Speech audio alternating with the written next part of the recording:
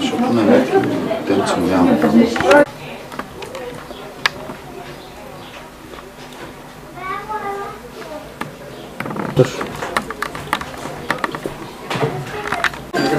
Скъпи гости, днес е празник. 8 подред. Празник на занаятите, празник на традициите и най-вече празник на малките и по-подраснали майсторчета. 8-ми цикъл от обученията по занаятите фина дърворезба, металопластика, тъкане, декоративни картички, иконопис, металопластика, пропуснахме нещо? Дървопластика. Завърши 8-мия цикъл и днешния малко топъл ден, разгорещен, се пада да връчим дипломите и така се каже финалния акорд на цялото занимание, което минаха децата през този цикъл на обучение. Трябва да ги поздравим, защото в лятото, когато на никой не му е до работа, на никой не му е до четене, учене, те най-редовно идваха и усвоиха техниките, които бяха включени в този цикъл на обучение. Браво на децата! Браво на децата! Значи това е асоциация, която освен, че раздава едни хубави лъжици, се е заела с нелеката задача да подкрепя и развива традициите в българските занаяти, за което лично аз ги аплодирам. Да.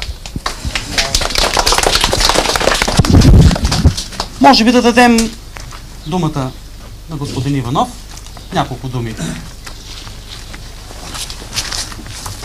Аз съм безкрайно щастлив и радостен за това, че мога да присъствам тук в този миг, когато бъдещите пазители на традиции са вече застанали на своя път и пазителите на традициите им дават правилните насоки. Безкрайно съм радостен и емоцията, която изпитваме е много така силна. Същевременно пък ще отнесем и много хубав спомен с нас. Хора да отстояват това, което сега се започне. Благодаря ви. Може би няколко думи, господин Филчев. Аз предпочитам да се радвам отстрани. Какво да кажа? Благодаря на всичките майстори, точно пазители на традициите. Това е единствения път младите хора да излезнат извън компютрите, извън телевизорите и да продължат уменията, занаята на старите майстори. Няма по-хубава инициатива от това нашите майстори, Евгений, Станислава, Бойка, която в момента не е тук, Георги, Кирил, Ренета, да дават съвсем безвъзмезно, да предават на тези деца своето майсторство. Аз пожелавам много такива цикли, много повече деца от Сопот и много деца извън Сопот. Нека този етнографски занайчийски център бъде притегателен център за развитие на занаятите, местните занаяти. Като директор на къща музей, която стопанисва етнографския център и го разработваме съвместно с Сдружението на местните занаятчии, мога да ви уверя, че имаме много интересни идеи за развитие на занаятите, за направа на нови ателиета. В септември откриваме едно, в нашия регион ще бъде за първи път оригинално ретро кафене, ще откриваме гранчарска работилница, ще откриваме шапкарница. Това са все хубави инициативи, свързани и с младите хора и с традициите на Сопот. Така че успех на всички!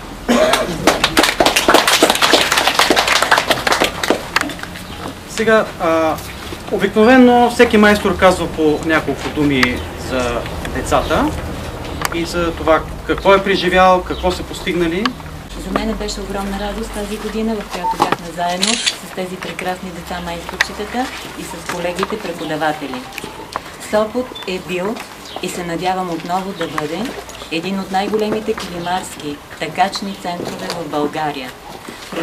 Продукцията, която е била на двата цеха от град Сопот, е известна по целия свят.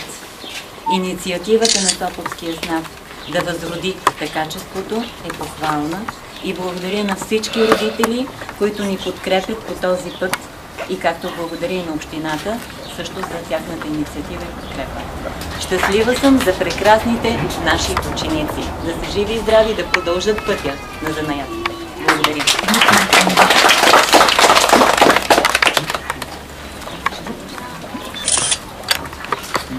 Станислава?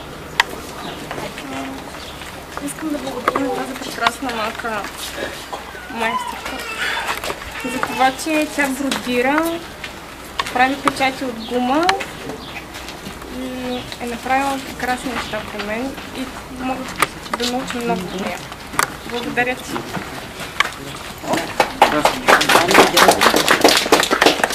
Майстор Кирилов, аз мога да кажа само, че също съм доволен от децата, които бяха в моята група. За разлика от друг път, този път бяха малко по-големи, което веднага се отрази и на самите изделия, които направиха.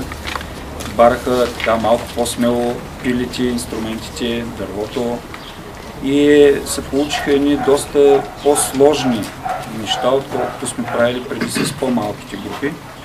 И затова ги призовавам да не се отказват, тъй като в тях виждам така един талант, който можете първо да се развива. И това е, с 2-3 думи, доволен съм, получиха се добри неща, ще вървим напред.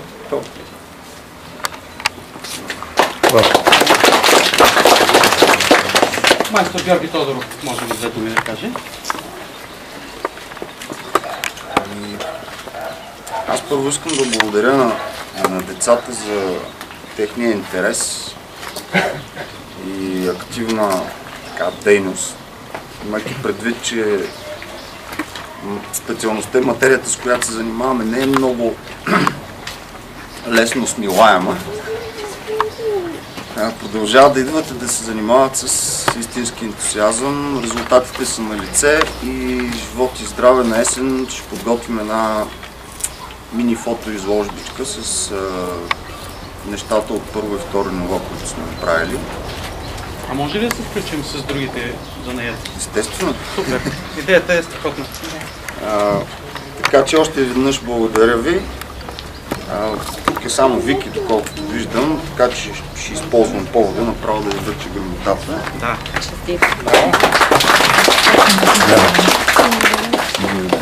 Благодаря. Ами... Да. Заповядай много. Респект желавам. А това е да твориш. Благодаря ти. Децата от моя курс Тъкане на хоризонтален стан изтъкаха като герои 12 метра платно, от което направихме няколко пътечки и пана и почти всичките са дарени, но в този момент ще помоля Валентина да подари на нашите специални гости от Ари 7 нещо, което е много ценно от детския труд и което отстана, така че съм творили, за да може да видите. С благодарност, че сте тук в днешния ден. Обратно. Така. Второ, искам да благодаря на община Сопот за тяхната подкрепа финансова и морална. Благодаря на всички родители и на всички колеги. Възхитена съм от тези деца, аз ги познавам. Даже една част от тях са в Център за работа с деца и идват, че се занимават с нашите занимания. Ще предам вълнуващото си присъствие, ще разкажа всичко и ще предам подаръка. Благодаря ви. И благодарим за помощта. Сега да дойде най-важният момент, защото е заслужен. Децата са герои от всички курсове. Христо Иванов. Заповядай. Благодаря ти, че бяхме заедно и че беше толкова изпълнителен и трудолюбив. Валентина Видолова. Вале, благодаря ти. Бяхте перфектни. Да сте живи и здрави, да продължавате пътя. Делко, брат и сестра на Стана. Да сте живи и здрави, гордея се с вас. Елка е на море. Никола Касава. Той е най-младият от всичките, който дойде в последно време и трябва да ви кажа, че за месец и половина-два стана едно перфектно, младо, така че майсторче. Да си жив и здрав, гордея се. Благодаря, че бях на. И имам специална награда на едно момиченце, българско девойче, което живее в Лондон, но е българка. И се надявам, че тя никога няма да забрави, че родино мила, ти си вземе на рай е най-ценното на света. Едно прекрасно младо момиче, което вместо да кара ваканцията по улиците и люлките, тя пожела да учи българските занаяти. В момента дори иконопис при госпожа Брайчанова, но тя беше при мен няколко дни и аз съм щастлива да й благодаря и да не забравиш, че си българско девойче. И винаги да гори огъня на занаятите в теб. Давам ти 2 грамоти с надеждата, че ще се видим и до година. И следващите години. Добре дошла. Честито. И Тани Надолийски. Честито. Надявам се пак да се видим и за бъдеще. Не се отказвате. Така, значи остана да го разбата. Виктория Делчева. Повядай. Честито. Християне на село. Той си Никола Колев. Вики. Пламен Карамански. Гледай. Василена също е възпрепятствана. Така, значи успоредно с тази група направихме експеримент експресно обучение на Велизар Антонов. Защото Велизар идва от Испания и няма много време. Абсолютно заслужено си покри 2 нива и да го поканим до година. Живот и здраве. Когато дойде, може пък вече да имаме и металогравюра. Честито! Така. Сега само едно съобщение да направя, защото предстои и музикална програма. По традиция винаги дипломираните са били неделя в 12 часа.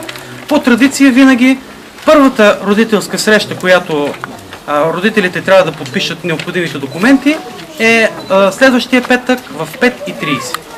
Така че, моля всички родители в този петък 5:30 да дойдат на родителска среща и нека този път да се съберем така да обсъдим и някои други неща, примерно набавяне на инструменти на децата. Това е, бъдете точни. С родителите ще се видим в петък 5:30. А сега Симона Георгиева е наш гост. Аз забравих да я спомена като гост, нали, на тържеството. Тя ще поздрави майсторчетата и може би и майсторите покрай тях с две народни песни. Заповядай, Симона. Стано, стано, бяла стано, изгори Мари Сушима. Стано, стано, бяла стано, изгори Мари Сушима. Направи сухо дърво, Мари загорене. Изгори и сушима, направи Мари сухо дърво, вода газя, жаден стоян, стано, Мари бяла стано, вода газя, жаден стоян, стано, Мари бяла стано, изгори и сушима, направи Мари сухо дърво, изгори и сушима, направи Мари сухо дърво.